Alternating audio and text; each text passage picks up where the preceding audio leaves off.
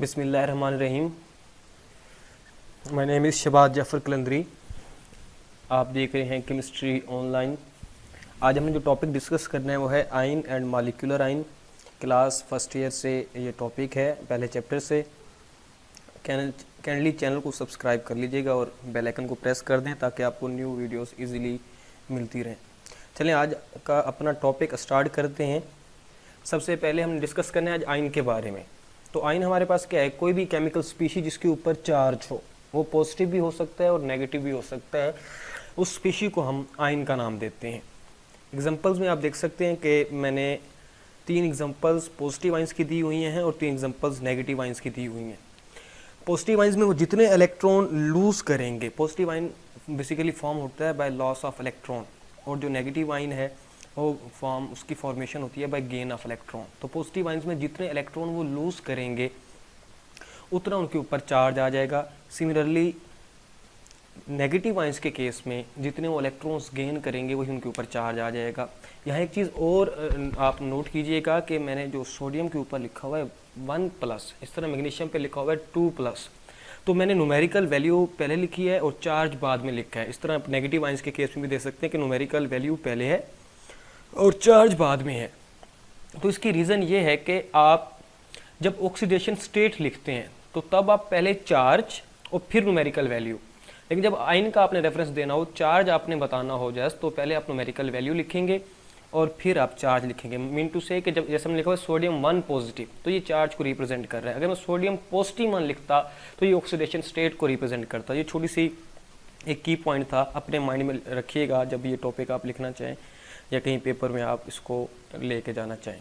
चलिए नेक्स्ट की टाइप्स की तरफ मूव करते हैं। बेसिक इसके हमारे पास 2 टाइप्स हैं, एक कीटाइन है, दूसरा इनाइन है। कीटाइन क्या है जी? ऐसी केमिकल स्पीसीज जिसके ऊपर पॉजिटिव चार्ज हो। मैं जिसे पॉजिटिव आयन का नाम दे रहा था, उस पॉजिटिव आयन का जो नाम है वो है कीटाइन।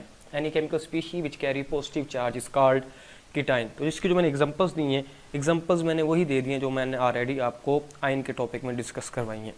इस तरह इनाइन क्या है? Any chemical species which carry negative charge is called anion. जिसके ऊपर नेगेटिव चार्ज होगा उस स्पीशी को हम इनाइन का नाम देते हैं। ये हमारे पास उसकी एग्जांपल्स आ गई हैं। नेक्स्ट हमने डिस्कस करना है, ये देखिएगा, जैसे मैंने आपको थोड़ी देर पहले डिस्कस किया कि न्यूट्रल एटम पे कोई चार्ज नहीं होता क्योंकि उसमें इलेक्ट्रॉन और प्रोटॉन इक्वल होते हैं। अगर वही न्यूट्रल एटम इलेक्ट्रॉन लूज करे, इलेक्ट्रॉन दे तो वो लॉस ऑफ इलेक्ट्रॉन की वजह से कीटाइन की फॉर्मेशन होगी, और अगर वही न्यूट्रल एटम इलेक्ट्रॉन गेन करे तो उसकी वजह से इनाइन की फॉर्मेशन होगी। यूजुअली मेटल्स इलेक्ट्रॉन लूज करती हैं और कीटाइन बनाती हैं, और जो नॉन मेटल्स हैं वो इलेक्ट्रॉन गेन करती हैं और वो इनाइन बनाती हैं। नेक्स्ट हमारे पास देखिएगा आज की जो डिस्कशन है, डिफरेंशिएट बिटवीन कीटाइन एंड इनाइन। इसका लिए आपने टेबल ड्रा करनी है। टेबल में आप देखें एक साइड पे कीटाइन के पॉइंट्स लिख दिए, एक साइड पे इनाइन के पॉइंट्स लिख दिए। तो पहले इनकी डेफिनेशन आ गई, chemical species which carry positive charge is called cation, और इनाइन के केस में the chemical species which carries negative charge is called anion. ये थोड़ी देर पहले हमने इसकी डेफिनेशन देखी है। अब यहाँ एक दूसरा पॉइंट देखिएगा, formation of cation is endothermic process, कि जब कीटाइन की फॉर्मेशन होगी तो एंडोथर्मिक प्रोसेस है। ये एंडोथर्मिक प्रोसेस और एक्सोथर्मिक प्रोसेस क्या है, ये नेक्स्ट मैं अभी आज के लेक्चर में डिस्कस आपसे करूंगा, और इसकी रीज़न क्या है कि क्यों ये एंडोथर्मिक है, ये भी अभी हमने डिस्कस करना है। Formation of uninegative ion is exothermic process and dinegative ion is endothermic process. Mean to say कि जब पहला इलेक्ट्रॉन ऐड होगा वो एक्सोथर्मिक है, और उसके बाद जो इलेक्ट्रॉन्स ऐड होंगे वो सारे एंडोथर्मिक प्रोसेस हैं। कीटाइन की फॉर्मेशन ऑक्सीडेशन प्रोसेस है। ऑक्सीडेशन कहते हैं लॉस ऑफ इलेक्ट्रॉन को, तो कीटाइन बनता है बाय लॉस ऑफ इलेक्ट्रॉन, इसलिए ऑक्सीडेशन प्रोसेस है। और इनाइन की फॉर्मेशन रिडक्शन प्रोसेस है। रिडक्शन कहते हैं गेन ऑफ इलेक्ट्रॉन को, और जो इनाइन की फॉर्मेशन होती है वो due to gain of electron ही होती है, तो इसलिए ये रिडक्शन प्रोसेस है। और कीटाइन की एग्जांपल्स आ गई, नेक्स्ट आपके पास इनाइन की एग्जांपल्स आ गई। और कोशिश करेंगे जब भी इस तरह डिफरेंशिएट वाला क्वेश्चन हो तो मिनिमम आप 4 पॉइंट्स लाजमी लिखें।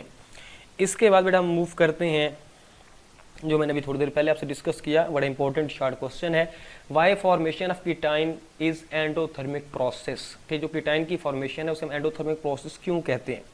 पहले देखिए एंडोथर्मिक प्रोसेस हैं कौन से। एंडो बेटा निकला एंटर से, थर्म कहते हैं हीट को।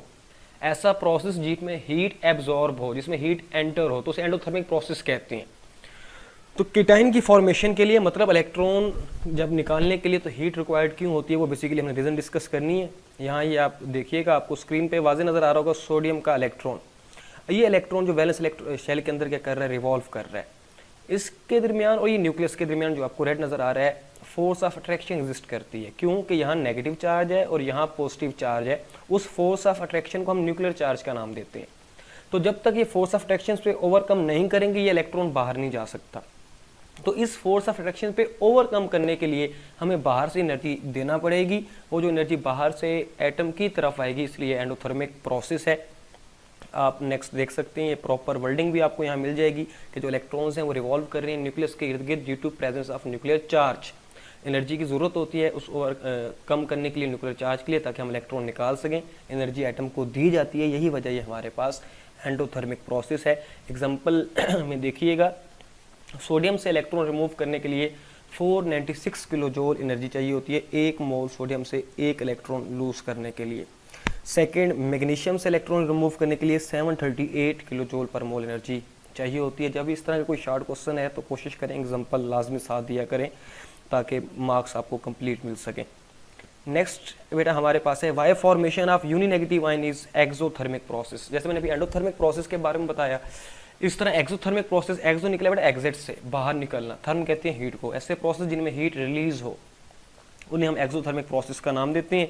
तो इसकी रीज़न क्या है, इसमें जिस इलेक्ट्रॉन ने ऐड होना होता है बेटा, इनाइन की जो फॉर्मेशन हो है स्टूडेंट्स, हमने अभी थोड़ी देर पहले भी डिस्कस किया, इनाइन की जो फॉर्मेशन है वो due to gain of electron, कि जब कोई एटम इलेक्ट्रॉन गेन करेगा तो इनाइन की फॉर्मेशन होगी। जिस इलेक्ट्रॉन ने ऐड होना होता है, ये लेट से ये वाला इलेक्ट्रॉन ऐड होने जा रहा है क्लोरीन में, तो इस इलेक्ट्रॉन की एनर्जी इससे ज़्यादा है, इस एटम से ज़्यादा है। तो ऐड होने के लिए लाजमी है कि इन दोनों की एनर्जी इक्वल होनी चाहिए। जब इसे न्यूक्लियस अट्रैक्ट करता है तो इसकी जो एक्स्ट्रा एनर्जी है, एक्सेस ऑफ एनर्जी, ये रिलीज कर देता है, जिसकी वजह से एक्सोथर्मिक प्रोसेस है। ये प्रॉपर जो स्टेटमेंट है आपको ये स्क्रीन पे अब नजर आ रही होगी कि जब किसी एटम के वैलेंस शेल में इलेक्ट्रॉन ऐड किया जाता है तो इनाइन की फॉर्मेशन होती है। जो इलेक्ट्रॉन ऐड हो रहा है उसकी एनर्जी ज़्यादा है। जब इसे न्यूक्लियस अट्रैक्ट करता है तो ये अपनी एक्सेस ऑफ एनर्जी, जो इसके पास एक्स्ट्रा एनर्जी है, उसे रिलीज कर देता है, इसलिए हमारे पास एक्सोथर्मिक प्रोसेस है। नेक्स्ट क्वेश्चन यहाँ आपके जहन में आ रहा होगा कि भाई जो दूसरे डाई नेगेटिव आयन है या ट्राई नेगेटिव आयन है वो एंडोथर्मिक प्रोसेस क्यों है।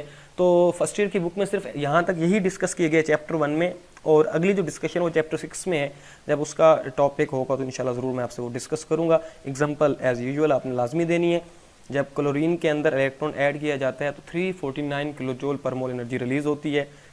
इसी तरह जब ऑक्सीजन में ऐड किया जाता है तो 141 किलो जूल पर मोल एनर्जी रिलीज होती है। नेक्स्ट हमारे पास है बेटा पोलेटॉमिक आइंस। पोलेटॉमिक आइंस क्या है, ये भी बेसिकली पॉजिटिव या नेगेटिव आइंस ही हैं। इनमें अकेला एटम नहीं होता, it consist of group of atoms. इसमें एटम्स आपस में कंबाइन होते हैं। जैसे आपके पास एग्जांपल है अमोनियम की है, हाइड्रोक्सल की है, कार्बोनेट की है। ये आयन वाला टॉपिक आप जब रीड कर रहे होंगे तो उसके बिल्कुल लास्ट लाइंस के अंदर पोलेटॉमिक आयंस का थोड़ा सा रेफरेंस गिवन है। तो ये अकेला एटम नहीं होता, इसमें ग्रुप ऑफ एटम होता है जिसके ऊपर पॉजिटिव या नेगेटिव चार्ज मौजूद होता है।